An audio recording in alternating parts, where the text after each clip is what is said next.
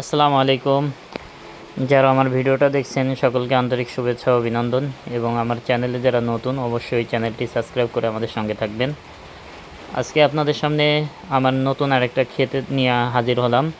আমার যে ক্ষেতের বয়স 55 দিন, আমি সেই ক্ষেতের রিভিউ আপনাদেরকে দেখাবো যে আমাদের গাছে এখন কি পরিবেশ, এবং আমরা যে বলে থাকি যে আমাদের যে চারা আমরা রোপণ করি বা আপনাদেরকে সরবরাহ করে থাকি, সেই চারাগুলো 45 থেকে 50 দিনের মধ্যেই লতি চলে আসে। সেটা আপনাদের কাছে দেখাবো।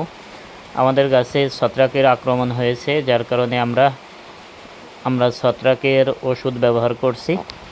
যাদের কাছে ছত্রাকের আক্রমণ হয় অবশ্যই আপনারা খেয়াল করবেন যে ছত্রাকের আক্রমণ হওয়ার সাথে সাথেই আপনারা বুঝতে পারবেন। এই যে দেখুন যে গাছের কচি পাতাগুলো বের হবে, এই পাতাগুলো এরকমের সাদা হয়ে বের হবে।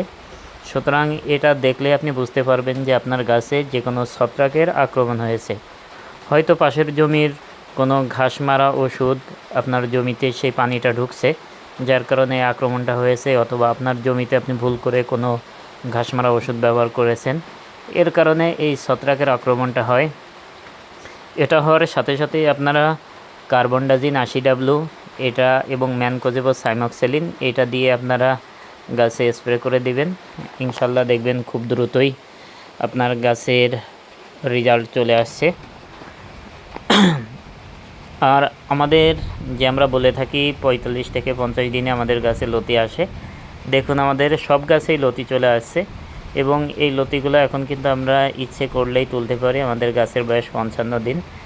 তাই যারা এই যশোরের লতিরাজটা চাষ করতে চান অবশ্যই এটার ভালো দিক আছে এবং খারাপ দিক, এগুলো আপনারা জেনে বুঝে করবেন। কারণ হচ্ছে যে কোনো চাষে আসার আগে অবশ্যই আপনাকে সেই চাষ সম্পর্কে অবশ্যই একটু অভিজ্ঞতা অর্জন করতে হবে। সেটা হোক আমাদের থেকে নেবেন, না হলে আপনি যে কোনো ভাইয়েরা আপনার এর আগে কচু চাষ করেছে তাদের থেকে আপনি এই পরামর্শটা গ্রহণ করে তারপরে চাষে আসবেন। কারণ হচ্ছে দেখুন আমাদের ক্ষেতে সব গাছেই লতি চলে আসে এবং আমাদের গাছগুলো ভালো ছিল, কিন্তু হঠাৎ করে একটা ছত্রাকের আক্রমণ হয়। আমরা যে ওষুধগুলো ব্যবহার করছি এটা আপনাদেরকে বলে দিলাম। আপনাদের ক্ষেতে যদি এরকমের কোনো সমস্যা হয়ে থাকে অবশ্যই আপনারা স্ক্রিনে দেওয়া নাম্বারে অথবা আপনারা সরাসরি ফোন করে আপনারা এই সমাধান নিতে পারেন। আর অনেকেই প্রশ্ন করেন, ভাই গাছ ছোট কিন্তু লতি মোটা হচ্ছে না এবং লম্বা হচ্ছে না। একটা জিনিস হলো বুঝবেন যে আপনার গাছ যখন ছোট থাকবে তখন লতিগুলো স্বাভাবিকভাবেই একটু চিকন হবে, কারণ গাছ যেহেতু ছোট সেখান থেকে আপনি কত মোটা লতি আশা করতে পারেন। এই গাছটা যখন একটু বড় হবে তখন ইনশাল্লাহ এই গাছেই মোটা এবং লম্বা লতি পাবেন।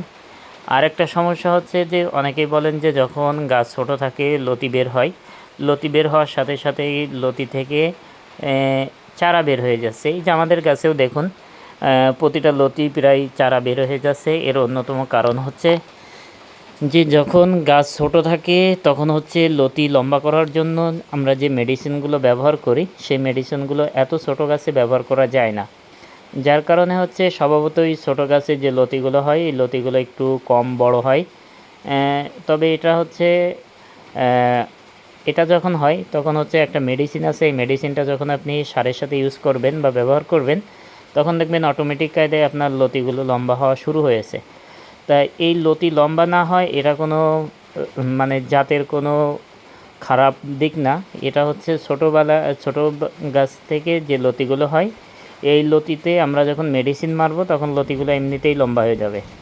এটা জাতের বা অন্য কোনো কারণে হয় না, এটা স্বভাবতই মেডিসিন না দেওয়ার কারণে এই লতিগুলোর মাথা থেকে গাছ হয়।